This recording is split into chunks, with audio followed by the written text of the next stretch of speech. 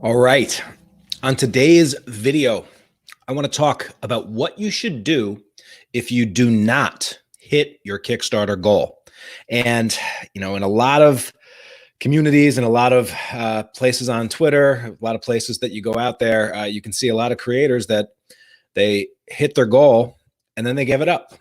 And I actually think that is the wrong thing. And so I want to tell you what you should do if you do not hit your goal. And in this video, I'm going to talk about what it actually means when you fall short of your goals and what to do when that happens.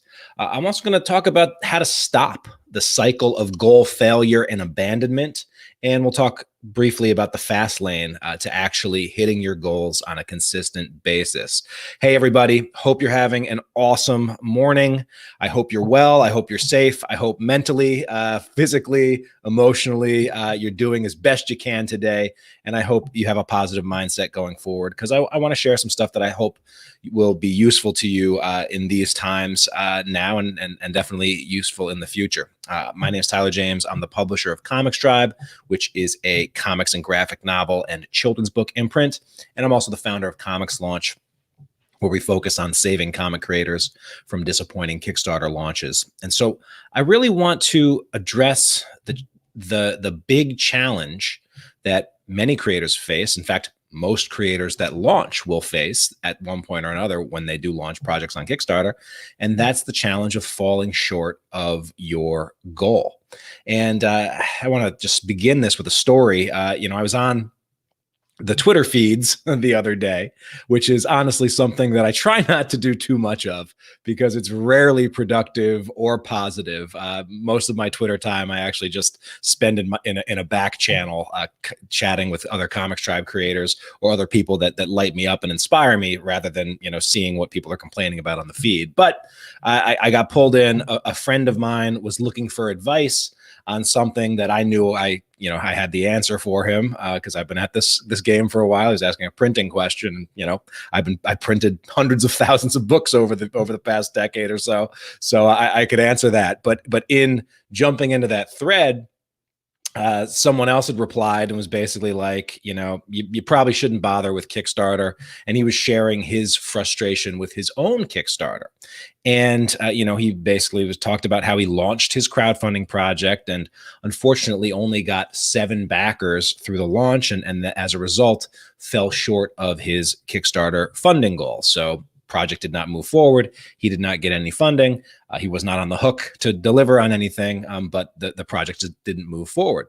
But here's what this creator was making that mean, because that all of that is true. It is true that his Kickstarter failed to fund. It is true that he only got 7 backers. It is true that he felt short of goals. But then everything after, as this creator was sort of expressing on Twitter, everything after was what he was making all of that mean. All right. What he made it mean was, well, Kickstarter isn't a good platform for me. What he made it mean was that, well, Kickstarter only works if you have a massive YouTube following. And because I don't want to become a YouTube streamer, I guess Kickstarter isn't right for me, or crowdfunding isn't right to me. What he made it mean is that, online sales, it's probably not the right way to go, or the right path for creators like me. And then what he made it mean is, instead, I'm gonna go to conventions. I'm gonna grind it out at conventions, and that's gonna be a better path for me going forward. Now, this was a few weeks ago. And so obviously, when I'm recording this, we're in the midst of, hundreds and hundreds of conventions and other live events having just been canceled due to the corona pandemic, right? And so obviously, that jump over to conventions was not, I'm sure he didn't think about that at the time that he said that, well, my focus, I'm going to go all in on conventions and forget this online stuff. But question to you, have you ever sort of had that reaction, or does that sound realistic? Does that sound like it makes sense? Those sort of reactions from a creator that just got those results on Kickstarter. And honestly, yeah, it makes sense, or at least it sounds like something that we've heard before. We've seen similar reactions to those things. You get you take action, get some results, and you make those mean certain things, right? But we can probably also think of lots of examples of times where we wanted something, we went for it, and we didn't get it, and then we decided that we were wrong to want it, and we should have wanted something else in the first place. All right. Well, here's what happened. Like, the creator set a goal, he didn't get it, and as a result, he decided that goal was not possible for him. And so now he's looking to set a completely new goal in a completely new area, and one that is now quickly closed off. But can you imagine if that's how everyone reacted to not hitting the goals they set the first time out, right? If that first failure led to us saying the goal was actually not worth pursuing or needs to be abandoned and we need to try something totally different. If everyone did that, then this country would not exist, right? We would have, there were some early setbacks. Like George Washington lost a lot of battles before he won the war, right?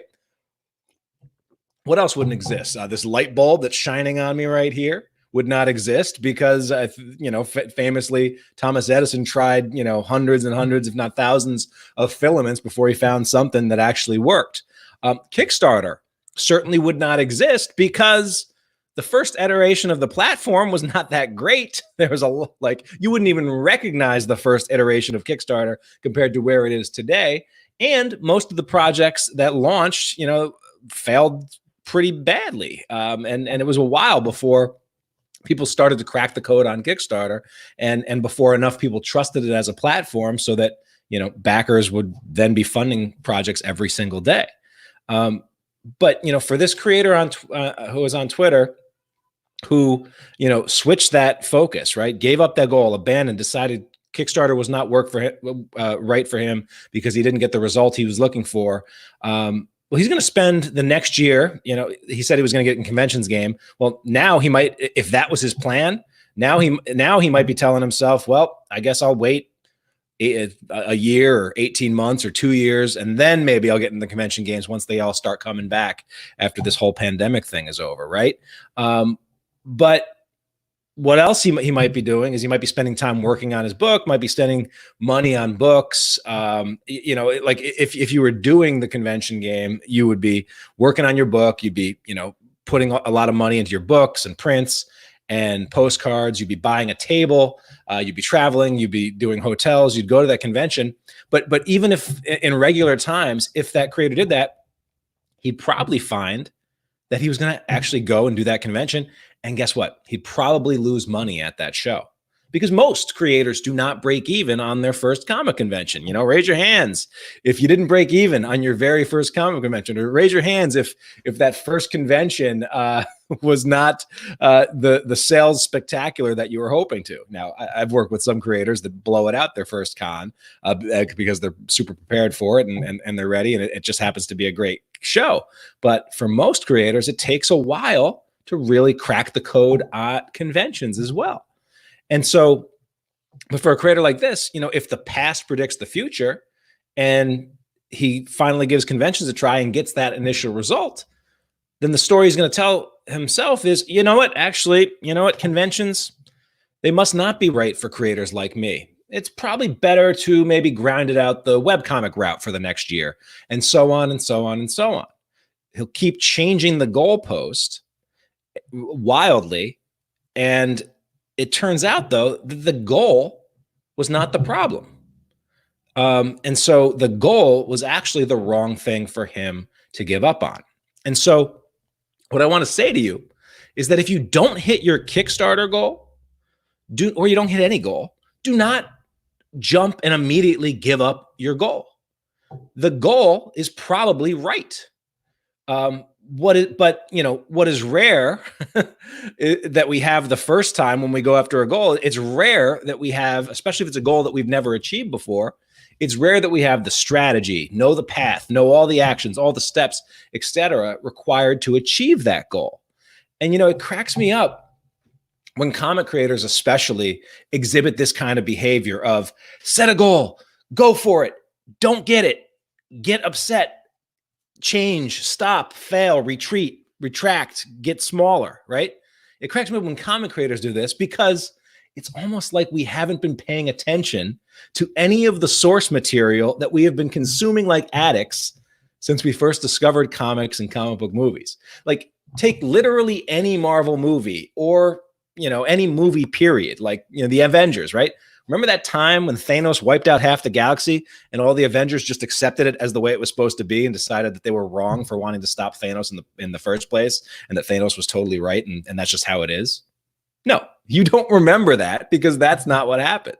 They had a goal, this massive goal, a near impossible goal, and then they went after it. Like, even when everything failed, even when their first plan failed, even when the first movie they failed, and then the second plan failed, and the third plan failed, and it's failure, failure, failure, failure, failure. But they don't give up. The goal's the same, but just what changed was the plan. They had some new strategies, but kept the goal the same. They had new tactics, kept the goal the same. They pulled in new allies and new resources, but they kept the goal the same. And the other thing that they do, which is super relevant and for comic creators like us, especially comic creators that are just getting started out and have these big visions and huge goals that just seem so far out of reach, what do? Well, you break up that big vision, that big goal, into smaller, less impossible pieces, less easier to attain goals. All right. Now, not only is this how great stories are told, right? It's also how you can become the hero in your own journey as an inspiring creator whose journey is worth following, right? And so, I was at the park the other day with my 2-year-old boy, Cullen. This was before the police covered it in police tape, and now playgrounds are off limits until this whole pandemic thing passes. But Cullen wanted to go down the big slide, and he first, to get to the big slide, he actually had to climb up to it. And the first most direct path in front of him was like this set of climbing bars that were really designed for bigger boys with bigger legs and bigger arms and more upper body strength, right? But Cullen's stubborn and ambitious, and he wants to do it all myself, right? And so he climbed and he struggled and he cried a little bit trying to go up those steps. Now, I could have easily just lifted him up and helped him up those climbing bars. But what I wanted to do was teach him, the valuable lesson that, there's multiple ways to get to your objectives. And so, yes, the most direct path would be to, those bigger boy rungs that were closest to the slide, going up that. That would be the most direct path to it. But guess what? He was not ready for that. But I pointed out to him, Cullen, you can walk around the side and take the steps up and then walk through the path. And every one of those steps would be built for you. And that's exactly what he did. And he did that, and he went down the slide, and then he, did that whole path about a dozen more times before we left. Now, notice what we did not do. We didn't say, this one direct path is too big for you, so that slide is not worth going down, Cullen. We didn't then leave the playground completely because that one path wasn't going to work for him. We didn't decide the playground was broken or completely not for us. It was this playground's for other kids, right? It's not, not going to ever work for us. We didn't jump to go to a whole different playground or a different activity altogether. And especially, we didn't decide that there was something wrong with my son, right? It's not that the goal here was wrong. It's just that the path to get there was that he was choosing to take it first was, right? And so just wanted to sort of call that out. And the allegory here should be pretty simple for creators, is that a lot of times we've got these big goals, hey, I want to go make $50,000 and fund my entire graphic novel. But I have no audience. I have no following. I'm just getting started. This is my first work. I have no track record. Is that going to work? It might, but it's probably not going to.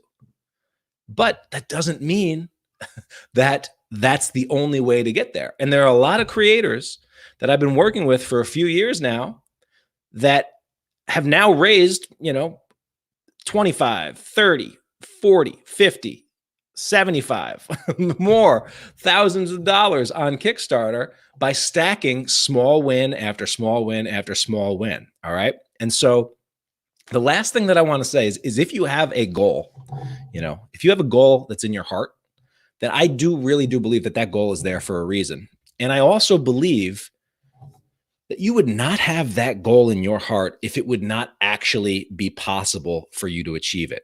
Now, especially for those of you that are people of faith or believe in a benevolent higher power, believe in God, believe whatever, we're not going to get religious or spiritual here, but if you're a person of faith or you do believe in something bigger than you, and that thing is positive, then it would be hard for you to reconcile that you would have something living in your heart, like a heart's goal, like a true, pure, good goal that would be there if it weren't also possible for you. Like, think about it. There'd be nothing crueler than to believe that we could have goals in ourselves and goals in our hearts that were put there, but we couldn't actually ever make those things happen. That would be very, very cruel. And so I choose to believe that the fact that those goals exist is actually evidence that they're possible for us.